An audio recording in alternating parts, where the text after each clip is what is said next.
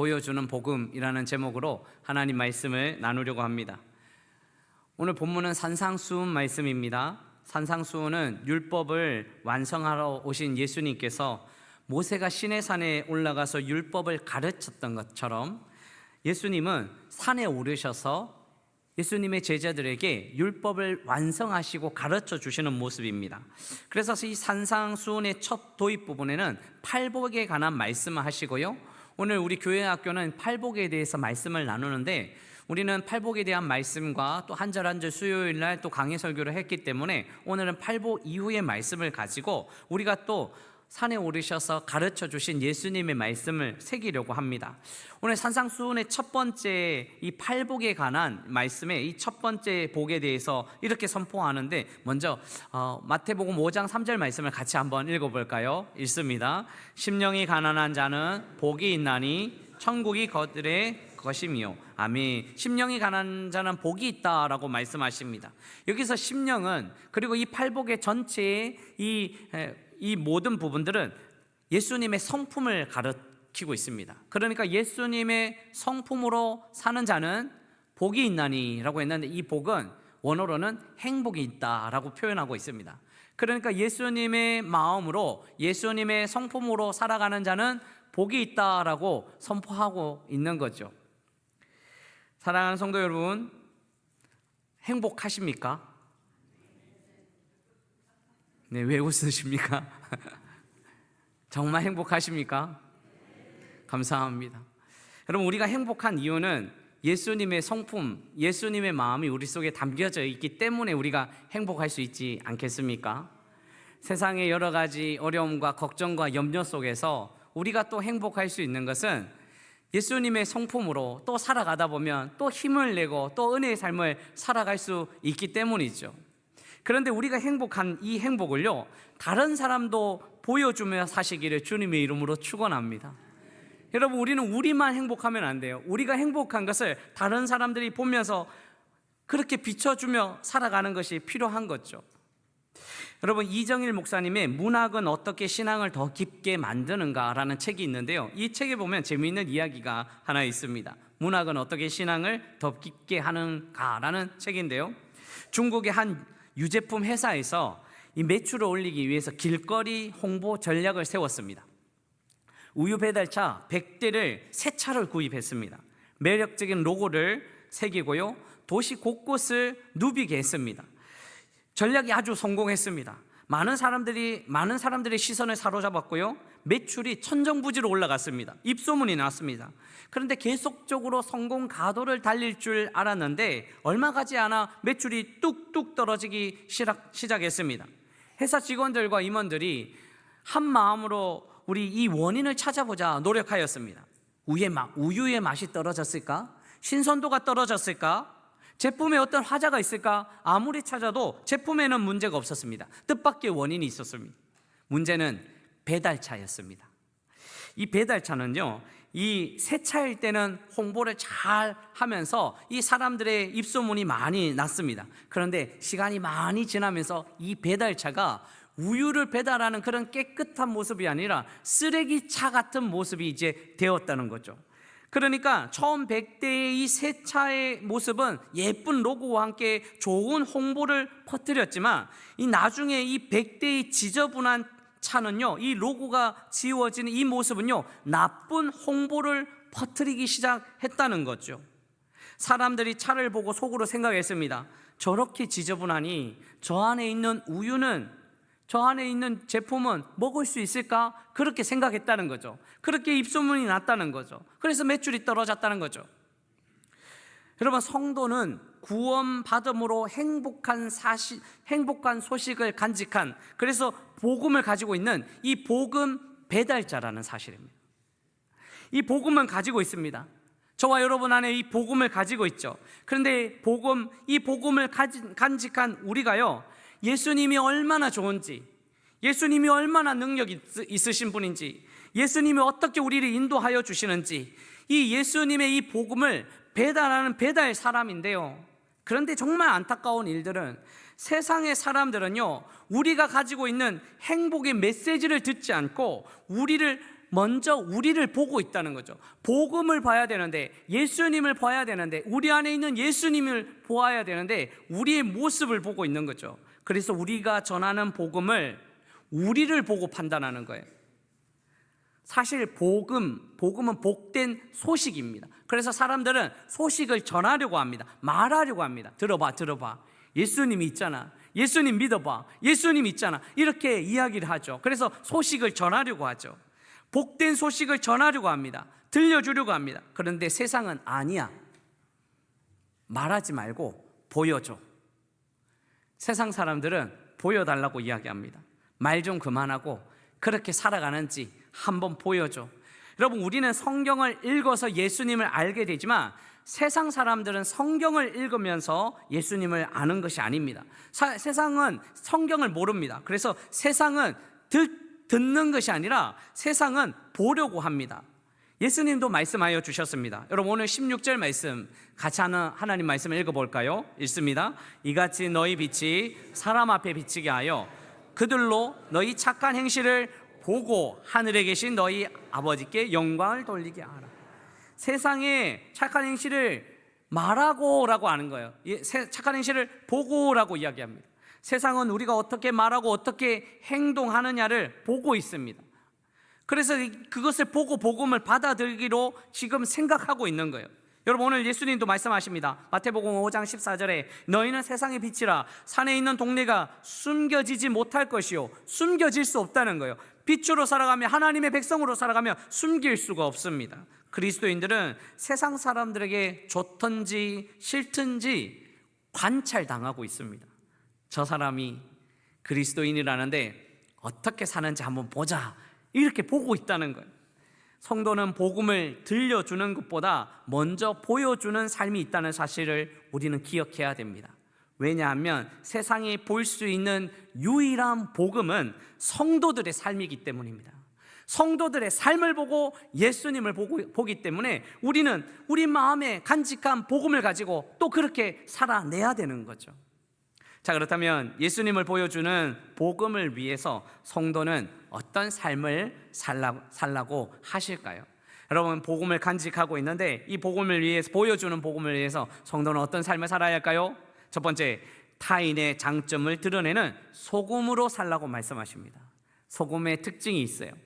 그러니까 타인의 장점을 드러내는 소금으로 살라는 거죠. 여러분, 같이 13절 말씀, 하나님 말씀 읽어보겠습니다.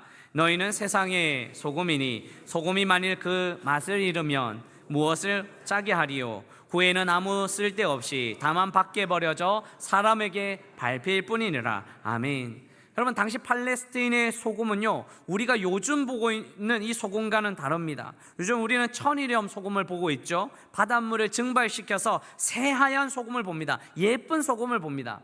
제가 소금 사업을 하시는 집사님을 알고 있어서 그곳에 봤더니요, 가보니까 소금이 얼마나 예쁘든지요, 그냥 소금에 그냥 수영하고 싶은 그런 참 예쁜 소금이었어요. 너무나 예뻤어요. 그런데 예수님 당시의 소금은요, 이런 천일염이 아니에요. 산에서 캐는 암염이라는 거예요. 이 돌에서 캐는 소금이라는 거예요. 그래서 색깔이 암갈색입니다. 거무스레합니다. 예쁘지 않습니다. 그래서 소금의 본질은 하얗고 예쁘든지 암갈색이나 거무스름하든지 이 외적인 모습이 중요하지 않은 것을 우리는 잘 알고 있어야 됩니다. 그러면 소금의 중요한 것은, 소금은요, 맛의 특징이 있는 거죠. 소금의 본질은 짠맛에 있습니다. 이 짠맛으로 음식 맛을 나게 하는 거죠. 제가 교회에 있을 적에 노예 목사님들이나 동기 목사들이 이렇게 교회를 방문할 때가 있습니다. 그러면 식사 시간을 좀 줄인다든지 그렇게 하기 위해서 제가 보통 가는 곳이 설렁탕집을 자주 갑니다. 설렁탕집에 가면 거의 대부분 목사님들이 다 좋아하더라고요. 그래서 설렁탕집에 가서 식사를 하는데, 제가 가는 설렁탕집은 소금이 그냥 맛이 밋밋해요. 그래서 제가 소금을 권합니다. 소금을 2스푼 정도, 큰 숟가락으로 말고 작은 숟가락으로 2스푼 넣습니다. 그리고 나서 소금을 넣고 같이 설렁탕을 맛있게 먹습니다. 제가 보니까 대부분 목사님들이 얼마나 맛있게 드는지 땀 뻘뻘 흘리면서 식사를 맛있게 합니다. 정말 맛있네요, 목사님. 여기 설렁탕이 정말 맛있네요. 저한테 알려달라고 하지 마세요. 그 식당은 그렇게 이야기하고 나서 같이 식사를 하고 나옵니다. 그런데 제가 지금까지 대접한 목사님들이 식사 다 끝나고 하시는 말씀 중에 하나가, 목사님 진짜 이 소금 맛있네요. 이런 사람을 찾아볼 수 없다는 거예요. 무엇이 맛있다고 할까요? 설렁탕이 맛있다고. 여러분, 소금은 그 안에 들어가서 완전히 녹아서 음식을 맛나게 도움을 주는 역할을 하는 거죠. 그리스도인은 소금처럼 녹아들어서 그가 속한 공동체의 아름다운 공동체를 만들어가는 역할을 해야 된다는 거죠. 분열의 공동체가 아니라 아름다운 공동체요, 녹아지듯이 섬김과 희생이 없이는 녹아지지 않는다는 거예요. 섬김과 희생, 이 녹아지는 삶을 통해서 아름다운 공동체를 만들어가는 거죠. 여러분, 소금처럼 살아간 사람이 있습니다. 빌립 집사를 한번 생각해 보십시오. 예루살렘 교회에 핍박이 왔습니다. 그 자리에 머물 수 없었습니다. 흩어지기 시작합니다. 그때 사마리아 성으로 가는 거죠. 여러분, 당시의 유대인들은요, 사마리아 사람들을 개처럼 취급했습니다. 그곳에 들어갈 생각을 하지 않았습니다. 그런데 빌립은 그곳에 들어가서 사마리아 사람들에게 복음을, 예수님에 대해서 나누었고요, 얼마나 소금처럼 녹아들었는지요, 섬김과 헌신을 살았는지 그 많은 사람들이 예수님을 받아들이기 시작합니다. 부흥의 역사가 일어났습니다. 그때 주의 사자가 광야로 내려가라는 거예요. 주님, 저 여기가 좋은데요, 제가 여기 살겠습니다 하지 않습니다. 또 나아갑니다. 소금처럼 녹아 헌신과 섬김으로 한 걸음 한 걸음 나아가다 보니 광야에서 에티오피아 내시를 만나는 거죠. 또 섬김과 헌신으로 그 에티오피아 내시에게 함께 예수님에 대해서 나눌 수 있었습니다. 여러분, 또 다른 예는요, 맛을 잃은 소금처럼 살아간 사람도 있었는데, 여러분, 아브라함의 조카 롯을 아시죠? 이 롯을 한번 생각해 보십시오. 소돔 땅에 살았습니다. 소돔성이 멸망할 때가 되었습니다. 하나님이 기다려도 그 소돔성에 의인 10명이 없었던 거예요. 아브라함이 의인 10명만 있으면 그 소돔성 멸하지 않으실 것입니까? 중보기도 했는데, 그래 10명만 있으면, 그 10명만 찾으면 소돔성이 멸망하지 않을 텐데, 그렇게 하나님의 사자가 나간 그 소돔성이요, 한번 생각해 보십시오. 롯과 그의 식구들이 6명 아닙니까? 6명이 한 명씩만 붙들고 소돔이 아니고 소금처럼 헌신하고 봉사하면서 그 안에 녹아들었다면 이 소돔성은요, 멸망하지 않을 거 아니겠습니까? 6명 중에, 그 6명 중에 한 명이라도 잡고 붙들고 있었다면, 그 의인 10명만 있었으면 그 소돔성이 멸망하지 않을 텐데요. 비참한 종말을 맞이합니다. 멸망의 자리에서 뛰어가다가 불타는 성을 뒤돌아보면서 롯의 아내는 소금 기둥이 되었습니다. 소금으로 살지 못하니 결국 소금 기둥이 되는 비참한 결론을 맞이하게 되는 거죠. 녹는 소금처럼 섬김과 희생이 되어야 아름다운 공동체를 이룰 수 있습니다. 많은 사람들이 보고 있습니다. 소금처럼 녹아 섬김과 희생을 살아가는 것이 되어야 되는데 소금처럼 녹지 않는 거죠. 사랑하는 성도 여러분, 소금처럼 녹아 음식의 맛을 내어주듯이 여러분들이 만나는 사람의 장점을 드러내고 격려하여서 복음의 사람임을 보여주고 살아가는 믿음의 백성들이 되시기를 주님의 이름으로 축원합니다. 또 하나는요, 여러분, 오늘 예수님이 보여주는 복음을 위해서 성도는 어떤 삶을 살라고 할까요? 두 번째는요, 예수님을 드러내는 빛으로 살라고 말씀하시는 거죠. 여러분, 오늘 14절부터 16절 말씀 볼까요? 너희는 세상의 빛이라. 산 위에 있는 동네가 숨겨지지 못할 것이요, 사람들이 등불을 켜서 말 아래 두지 아니하고 등경 위에 두나니 이러므로 집안 모든 사람에게 비치느니라. 16절 같이 읽어보겠습니다. 이같이 너희 빛이 사람 앞에 비치게 하여 그들로 너희 착한 행실을 보고 하늘에 계신 너희 아버지께 영광을 돌리게 하라. 아멘. 여러분, 빛처럼 살라고 말씀하시는데요, 빛은 두 종류가 있습니다. 하나는요, 스스로 빛을 내는 발광체고요, 또 다른 하나는 스스로 빛을 내지 못해서 빛을 받아서 비추는 반사체입니다. 태양은 스스로 빛을 내는 발광체고요, 달과 별은 빛을 받아서 빛을 내는 반사체죠. 너희는 세상의 빛이라는 이 말씀은요, 너희 스스로 빛을 내라는 뜻이 아닙니다. 우리 스스로 빛을 낼 수가 없습니다. 우리 스스로 어두운 곳을 밝게 비출 수 없습니다. 사람들이요, 어두운 것을 밝게 비춰보겠다고 애쓰는데요, 자기 스스로는 불가능하죠. 빛의 근원이신 주님, 이 주님의 빛이 전하여지는 거죠. 우리 주님이 빛의 근원이시라고 말씀하시는데요, 요한복음 8장 12절 말씀 같이 읽어보겠습니다. 예수께서 또 말씀하여 이르시되 나는 세상의 빛이니 나를 따르는 자는 어둠에 다니지 않고 생명의 빛을 얻으리라. 아멘. 그리스도인은 발광체가 아니라 반사체입니다. 주님을 따라가면 나도 모르게 주님의 빛이 비춰지는 거예요. 주님의 걸음을 걷다가 보면 주님의 빛을 비춰줄 수 있는 그런 사람이 되는 거죠. 여러분, 반사체로 살아간 사람이 있는데 바로 요셉입니다. 요셉의 삶을 통해서 하나님을 보여주는 삶을 살거든요. 노예 생활로 있을 적에 그 주인에게 하나님을 보여줘요. 여러분, 창세기 39장 3절 말씀에 그의 주인이 여호와께서 그와 함께 하심을 보며, 그의 주인이 노예를 보는데 노예인 요셉을 보는 것이 아니라 함께 하시는 하나님을 보는 거예요. 여호와께서 그의 범사에 형통하게 하심을 보았더라. 요셉을 보는 것이 아니라 요셉 안에 계신 하나님을 보게 하는 거죠. 이것은 말로 할 수 없습니다. 반사체입니다. 하나님의 역사하심을 반사체로 하나님을 보여주는 삶을 살아가는 거죠. 여러분, 창세기 41장 38절에도 세상의 가장 강력한 왕 바로가요, 그의 신하들이 그 감옥에 있는 노예를 보는 것이 아니라 이 요셉을 보는 것이 아니라 하나님을 보거든요. 여러분, 38절 같이 읽어보겠습니다. 바로가 그의 신하들에게 이르되 이와 같이 하나님의 영이 감동된 사람을 우리가 어찌 찾을 수 있으리요? 요셉을 보는 것이 아니라 하나님께 감동받은 하나님의 영이 임한 하나님을 보게 하는 거죠. 사랑하는 성도 여러분, 오늘 이 어둠의 세상에 우리는 빛을 만들어낼 수는 없습니다. 그런데 예수님의 빛이 있습니다.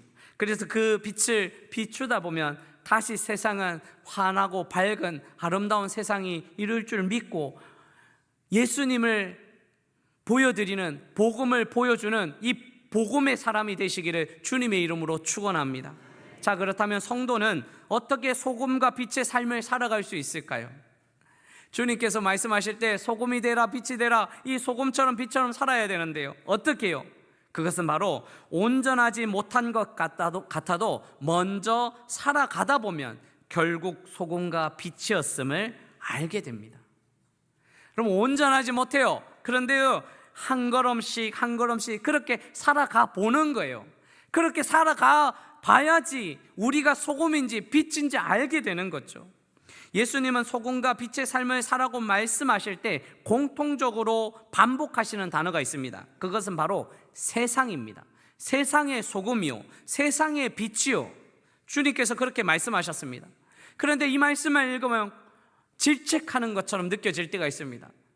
그래도 믿음 안에서는, 믿음의 공동체 안에서는 사랑할 수 있겠는데, 소금처럼 살 수 있겠는데, 빛처럼 살아갈 수 있겠는데, 세상 속에서 어떻게 소금처럼, 어떻게 빛처럼 살아갈 수 있을까?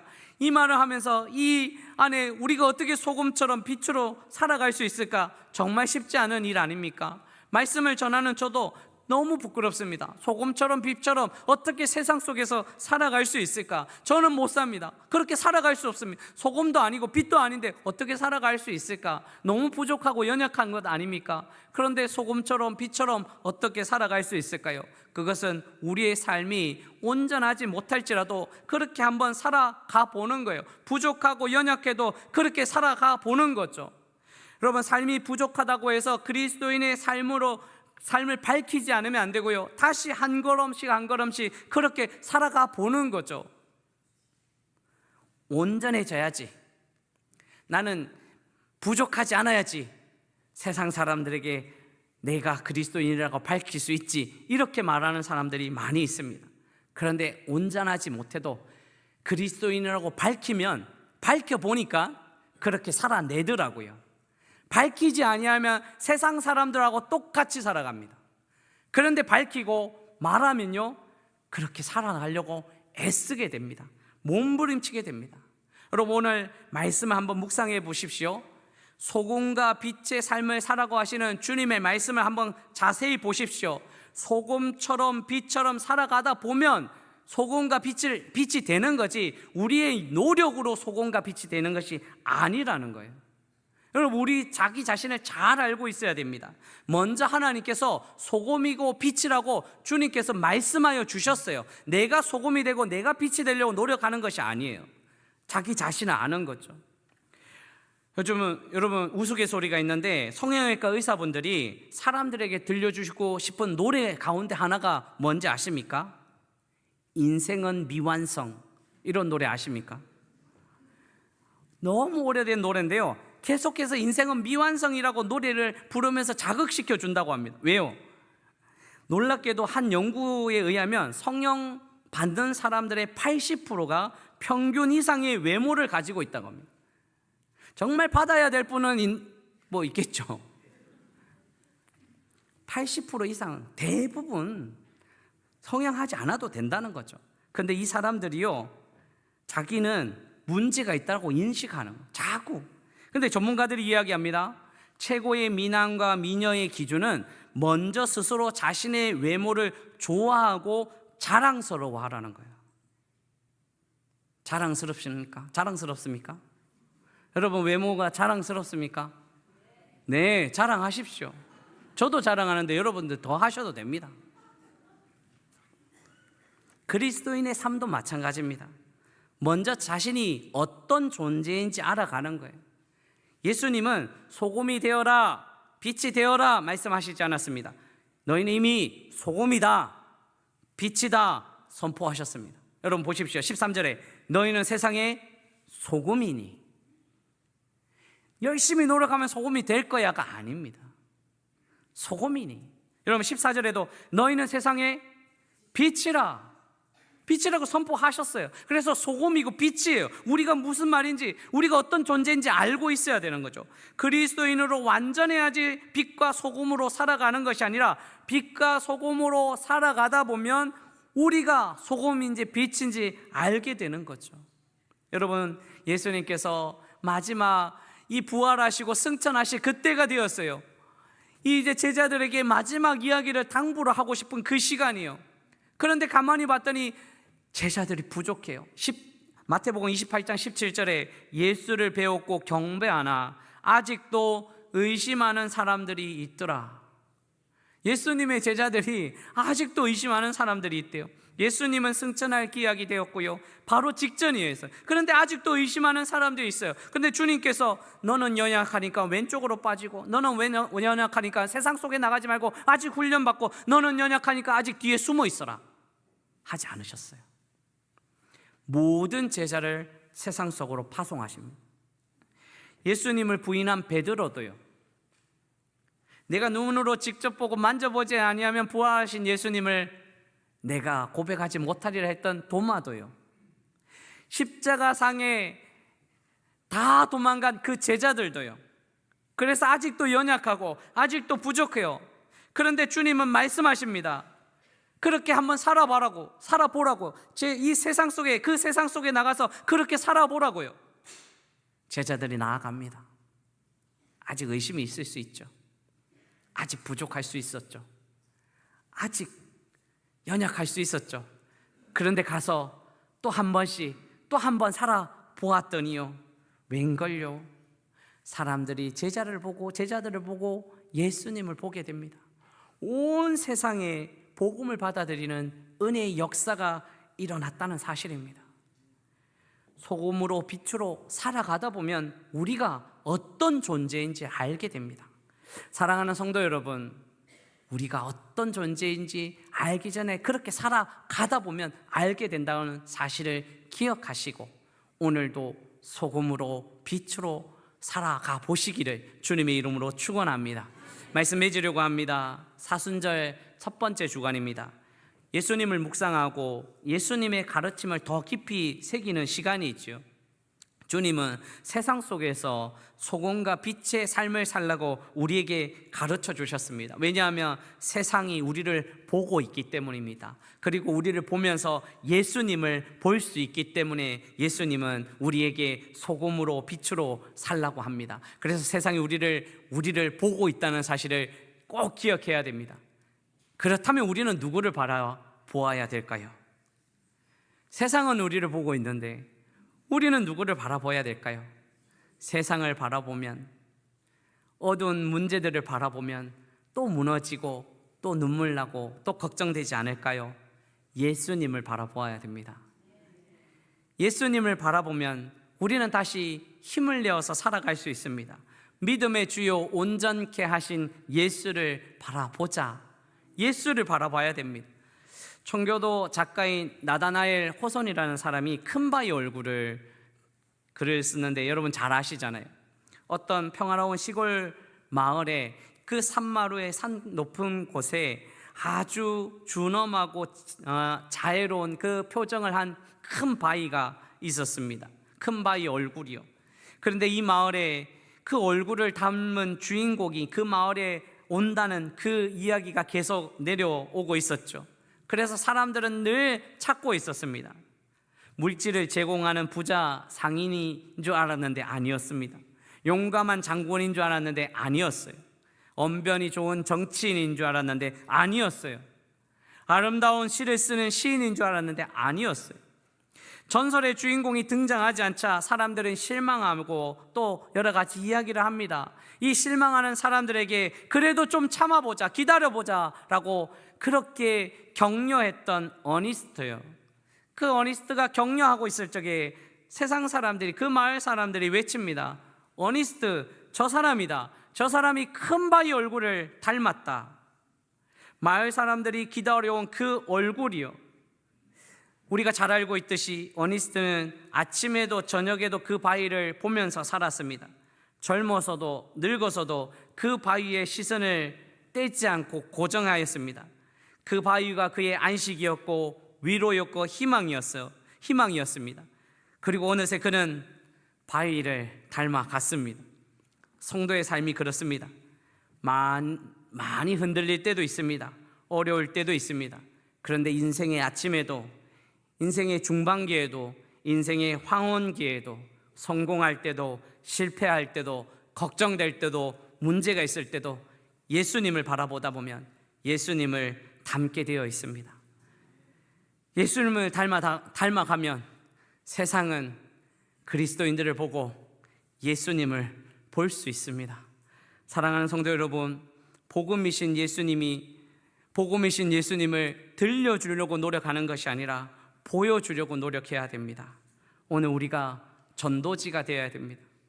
우리가 수요일마다 전도지를 전하는데요, 우리 전도팀이 애쓰고 있는데요, 참 그 전도지 하나 전달하기가 쉽지 않습니다.